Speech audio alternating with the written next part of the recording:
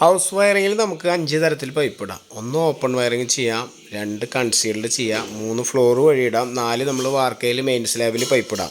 ബെൻഡർ വെച്ച് നമ്മൾ പണിയെടുക്കുമ്പോൾ ഇതിനൊക്കെ നമ്മൾ വളയ്ക്കുന്ന കാര്യത്തിൽ പ്രത്യേകം ശ്രദ്ധിക്കണം. പലതരം ബെൻഡിങ്ങുകളാണ് വരേണ്ടത്. നിങ്ങൾ ശ്രദ്ധിച്ചിട്ടുണ്ടോ എന്ന് എനിക്കറിയില്ല. എൻ്റെ അനുഭവത്തിൽ വന്ന കാര്യങ്ങളാണ് പറയണത്. മറ്റുള്ളവർക്കൊന്നും വേറെ ഒന്നും തോന്നേണ്ട കാര്യമില്ല.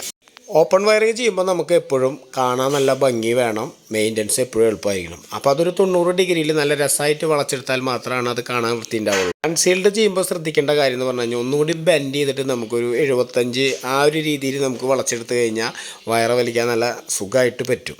അതേപോലെ നമ്മൾ ഫ്ലോറിലൂടെ ഇടുന്നതും വാർക്കയിലൂടെ ഇടുന്നതും നമുക്ക് ഭംഗിയല്ല പ്രധാനം, നമുക്ക് നമ്മുടെ കാര്യങ്ങൾ നടക്കണം, എപ്പോഴും മെയിൻറ്റെയിൻ ചെയ്യാൻ പറ്റുന്ന ഒരു കാര്യമല്ല അത്.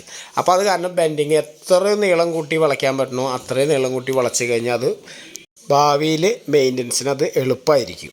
പിന്നെ 5ാമത്തെ കാര്യം ഞാൻ പറയാതിരുന്നത് വേറെ ഒന്നും കൊണ്ടല്ല. 5ാമത്തെ നമ്മൾ ജിപ്സത്തിൻ്റെ ഉള്ളിൽ നമ്മൾ പൈപ്പ് ഇടുമ്പോൾ ശ്രദ്ധിക്കേണ്ട കാര്യങ്ങൾ, അത് കുറച്ച് കാര്യങ്ങൾ പറയാണ്ട് അത് നമ്മൾ ജിപ്സം ചെയ്യണ സമയത്ത് നമ്മൾ കറക്റ്റായിട്ട് പറഞ്ഞു തരാം. ഓക്കെ, പലരും ഇങ്ങനെ ചിന്തിച്ചിട്ട് തന്നെയായിരിക്കും പൈപ്പ് ഇടുണ്ടാവുക. ഇനി ചിന്തിക്കാത്തവരുണ്ടെങ്കിൽ നിങ്ങൾക്ക് ഈ വീഡിയോ കണ്ടിട്ട് എന്തെങ്കിലും ഒരു ഉപകാരമായി തോന്നുന്നുണ്ടെങ്കിൽ മറ്റുള്ളവർക്കും അറിവ് പകർന്ന് കൊടുക്കാൻ വേണ്ടി ഈ വീഡിയോ ഒന്ന് ഷെയർ ചെയ്യാം. ഓക്കെ, അപ്പോൾ അടുത്ത നല്ലൊരു വീഡിയോ ആയിട്ട് നമുക്ക് പിന്നെ കാണാം. ഓക്കെ.